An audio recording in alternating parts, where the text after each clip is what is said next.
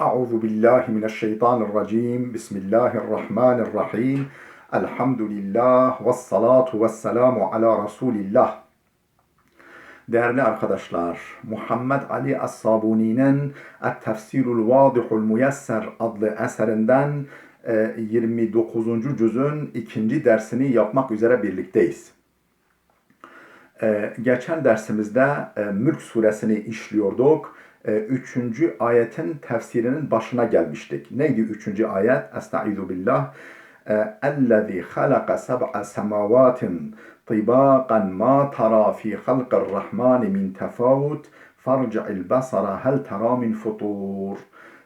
O öyle bir zattır ki Allah yedi kat semayı, yedi ulvi alemi birbiriyle uyumlu, tıbak, mutabık veyahut da üst üste katman katman yaratmış.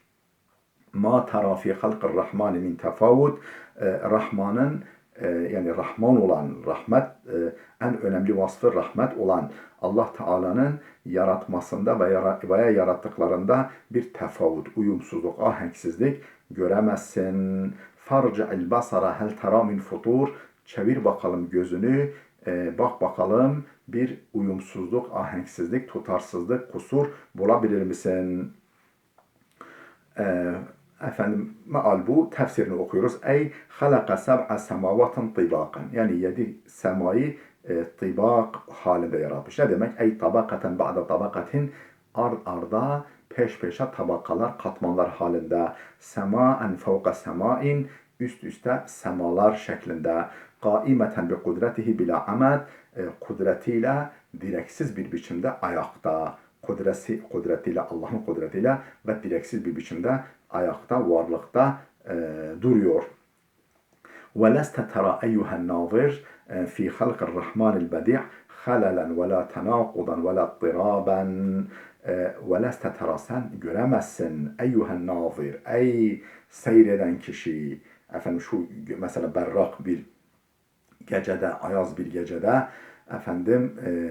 gözünü gökyüzüne çevirdiğiniz zaman bir yaz ayı, bulutsuz bir gecede, bir yaz gününde, gecesinde işte o bakan kişi Rahman'ın o bedi' yani orijinal, harikulade, eşsiz, emsalsiz yaratmasında veya yarattıklarında sen göremezsin ey bakan kişi halalen ve la tenakudan, ne bir bozukluk, halal, yani halal getirme diyoruz ya, ne bir bozukluk ne de bir tenakuz, çelişki, tutarsızlık, ve la ıtıraben ve la tenafure, ne bir ıstırab, yani böyle uyumsuzluk, çelişki, ne de bir tenafur, yani birbirinden kaçış, herkes birbiriyle dost, her şey birbiriyle dost, birbiriyle arkadaş, birbiriyle meslektaş gibi aynı gayeye Allah'ın emri doğrultusunda, iradesi doğrultusunda aynı gayeye hizmet etmektedir. Bir fabrikanın parçaları gibi veya bir şehrin ögeleri, unsurları gibi.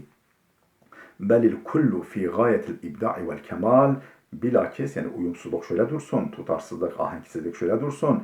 Her şey fi gayetil ibda, orijinallığın zirvesinde, harikuladeliğin zirvesindedir, vel kemal ve mükemmelliğin zirvesindedir. Fekerririn nazara fis semavati, semavata gözünü bir çevir ve reddithu ve dönder, gözünü o tarafa dönder, muteammilen azamete halikiha, yaratıcısının, semavatın yaratıcısının azametini düşünmek üzere, teemmül, tefekkür etmek üzere. Hel terafiha min şukukin ev sudu', orada bir şukuk yani çatlak, ev sudu' bir yarık, bir çatlak görebiliyor musun? ثُمَّ رْجِعِ الْبَصَرَ كَرَّتَيْنِ يَنْقَلِبْ إِلَيْكَ الْبَصَرُ خَاسِئًا وَهُوَ حَسِيرٌ. ثُمَّ رْجِعِ الْبَصَرَ, sonra gözünü bir daha dönder. Kerrateyni, tekrar tekrar. Ki yanqalib ileyke, gözün sana döner, ki sana dönsün gözün. İleykel basaru hasien zelil ve huve hasir, yorgun, bitkin vaziyette, perişan biçimde, zelil halde sana dönsün. Ey thumme reddidin nazara ileyha marraten ba'de marra vanzur bi'aynil i'tibar fi halqi hadihi semavatil bedi'. Ey yani thumme reddidin nazara ileyha, sonra çevir gözünü, marraten ba'de marra. Ona gözünü çevir. Semavata, ulvi aleme gözünü çevir. Tekrar ve tekrar. Vanzur bi'aynil i'tibar ve ibret gözüyle bak. Fi halqi hadihi semavatil bedi'. Şu orijinal, harikulade, eşsiz semavatın yaratılışına. Yarca ileyke tarfuke haşi'an zelilen. Gözün sana geri dönsün. Efendim zelil, efendim bitkin, zelil olarak lem yara şey'en minel aybi evil halal, ayıp, kusur ve bozukluk adına hiçbir şey görmemiş olarak ve huve mut'abun kelilun, efendim bitkin ve bıkkın vaziyette, yani bıkmış, usanmış, bulamamış, efendim yorgun düşmüş, bitkin düşmüş, mut'abun kelilun, körelmiş ve yorgun düşmüş. Vel muradu bil kerrateyn et tekfir. Burada iki kere dönder anlamına geliyor kerrateyni. Ama aslında iki kere değil, tekrar ve tekrar, defalarca. Burada kerrateyn'den murat teksirdir, çokluktan kinayedir. Bu ey marraten ba'de marra, yani peş peşe defalarca gözünü çevir. Çünkü iki defa bakmakla göz bu hale düşmüyor. Bu kadar böyle yorulmuyor, bitkin hale düşmüyor. وَالنَّظْرَةُ إِلَى هَذَا الْكَوْنِ الْعَجِيبِ الرَّائِعِ تُعْطِي الْإِنْسَانَ صُورَةً عَنْ عَظَمَةِ خَالِقِهَا وَمُبْدَعِهَا.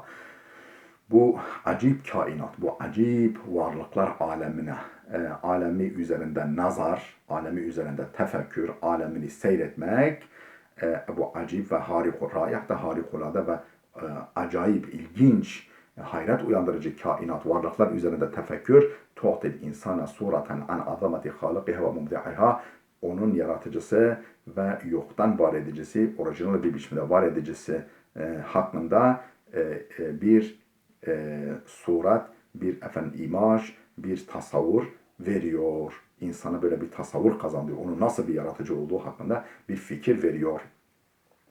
وَلَقَدْ زَيَّنَّ السَّمَاءَ الدُّنْيَا بِمَصَابِيحَ وَجَعَلْنَاهَا رُجُومًا لِلشَّيَاطِينَ. Biraz meal veren birkaç ayet, sonra tefsirini yapalım. Çünkü oraya kadar meal vermiştik. وَلَقَدْ زَيَّنَّ السَّمَاءَ الدُّنْيَا بِمَصَابِيحَ. Biz en yakın semayı, dünya sema, yani bu çıplak gözle görülebilen yıldızlar alemini, buna dünya sema deniyor. En yakın sema dünyamıza. O semayı yıldızlarla, kandillerle süsledik. Kandil dedi, yani burada yıldızları kastediyor. Kandil misali yıldızlarla süsledik. وَجَعَلْنَاهَا رُجُومًا لِلشَّيَاطِينَ. Ve onu şeytanlar için taşlama aracı yaptık. Taşlama vesilesi yaptık. İşte bu en yakın semanın böyle kandillerle süslenmesi neyi çağrıştırıyor? Bu evrenin, bu dünyanın bir saraya benzetildiğini veya bir mabede benzetildiğini gösteriyor. Kur'an-ı Kerim'e indiği dönemde kandiller, diyelim ki avizeler böyle fakir fukaranın veya herhangi bir sıradan insanın evinde bulunmazdı. O günkü Ayasofya gibi büyük mabetler veyahut da büyük kralların saraylarında bulunurdu. Bu dünyada Allah'ın bir sarayıdır. İnsanlar da o sarayın ağırlanan misafirleridir. Diğer mahlukat o sarayın dekorları, hizmetkarları vesairedir. Demek ki insan büyük bir vazife için burada, önemli bir misafir. Bir de yeryüzü bir mabede benzetiliyor. O mabedin tavanı, kubbesi, yıldızlar avizesiyle süslendiği belirtilerek bu yeryüzünün aslında bir mabet olduğunu, her şeyin Allah'a kullukla meşgul olduğunu, dolayısıyla insanın da bu armoniyi, bu ahengi, bu uyumu, bu disiplini bozmaması gerektiğini hatırlatıyor, ona işaret ediyor. Bir de yıldızlar şeytanlar için bir taşlama vasıtası. Burada iki mana var. Birinci mana biraz sonra söyleyeceğimiz. İkinci mana ise hemen bunu söyleyelim burada. Bu yıldızlara bakıp işte fal bakanlar, yıldızlar aracı yapıp gelecek hakkında tahmin yürütenler veya fikir beyan edenler şeytana benzetilmiş. Yıldızlar onlar için bir gaybe taş atma, yani gayb hakkında, gelecek hakkında tahmin yürütme aracı yapılmış. Yani bu onlara Allah şeytan diyor, yani bunların kötü olduğunu söylüyor. Yani onlar bundan bu şekilde yararlanıyor. Allah ne için yaratmış? Bunlar neye kullanıyorlar? Dur bakalım diğer ikinci manayı verecek. Ey zeyyenne sema'el ulel qaribete minkum, yani size yakın olan en yakın yani en böyle yakın semayı, ulvi alemi biz süsledik. Bin nucumi zahireti, parlak yıldızlarla, vel kevakibi satiati, efendim nurlu efendim gezegenlerle, gök cisimleriyle. Elleti tudi'u lekum billeyli, bu yıldızlar efendim gök cisimleri ki geceleyin size ışık verirler, geceleyin size ışık verirler, varlıklarını gösterirler, size yol gösterirler. Kema tudi'u lekumuş şemsu bin nehar, tıpkı gündüzleyin güneşin ışık vermesi gibi. Mesela gece diyelim ki ay var, geceleyin çıkıyor, yıldızlar var, efendim galaksiler var, Samanyolu galaksisi var falan. Bunlar efendim geceleyin dünya damımızı, tavanımızı, kubbemizi süslüyorlar rengarenk. Ve cealna lihâzihin nucumi faideten uhra, ve bu yıldızlara bir fayda daha bağlamışız. Yani bu yıldızların bir faydası daha var. Onu da onlara bağladık. Ve hiye racmu a'daikumuş şeyatin. O da düşmanlarınız olan şeytanların taşlanması, şeytanların kovulması, efendim gayb alemlerine, melekut alemine onların yaklaştırılmaması. اَلَّذ۪ينَ يُحَاوِلُونَ اسْتِرَاقَ السَّمْعِ, efendim melekler aleminden kulak hırsızlığı yapmaya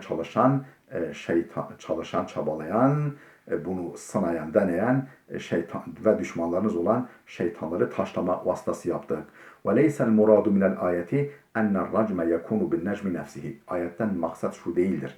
Yani sanki böyle bir kocaman yıldız yerinden koparılıyor, şeytanlar üzerine fırlatılıyor. O anlamda değil, bizzat yani yıldızın fırlatılması, taşlama aracı yapılması değil. Ve innema bi şu'aletin sati'atin min narin, efendim ateşten, yani o yıldızlar ateştir ya aslında, ateş kütlesidirler. O ateşten bir parlak parçanın, böyle dağ gibi parçanın alınıp fırlatılması demektir. Buna biz meteorit diyoruz. Meteorit. Tenfasilu minel kevakib. Minel kevkeb, yıldızdan kopuyor. O ateş parçası o fırlatılıyor. Yoksa yıldızın tamamı fırlatılmıyor. Nereden biliyoruz bunu? Bir delili kavlihi subhanehu. Şu ayet-i kerimenin deliliyle, başka bir ayet-i kerimenin deliliyle. İlla men hatafel hatfata, kim efendim gaybi bir takım bilgiler kapmaya çalışsa o şeytanlardan, feetba'ahu şihabun thaqib, efendim karanlığı yarıcı, karanlığı delici bir meteor onu takip eder. Ferracmu innema yekunu bişşuhubi, bu taşlama ancak meteorlarla, meteoritlerle olur. Vel Kur'anu yufessiru ba'duhu ba'dan, Kur'an bir kısmını tefsir etmektedir.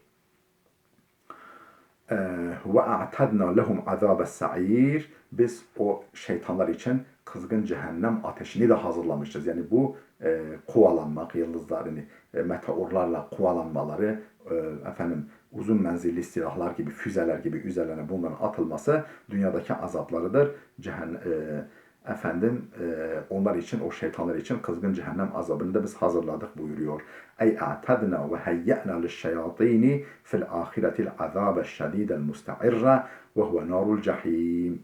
Ey a'tadna, yani biz hazırladık, ve hayye'na, muhayya ettik, lişşeyatini, şeytanlar için, fil ahirette el azabeş şedidel musta'irra, o şiddetli ve cayır cayır yanan azabı. Ve huve narul cehim, bu kızgın cehennem ateşidir. Değerli dostlar, burada dursun. Videomuz oldukça uzadı. Gelecek dersimize kadar Allah'a emanet olun.